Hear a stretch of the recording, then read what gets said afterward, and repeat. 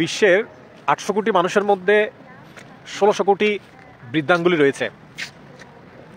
দারুণ বিষয় হচ্ছে এই 1600 কোটি বৃদ্ধাঙ্গুলের মধ্যে 800 কোটি মানুষের একে অপরের সাথে একজনেরও আরেকজনের সাথে মিলে না।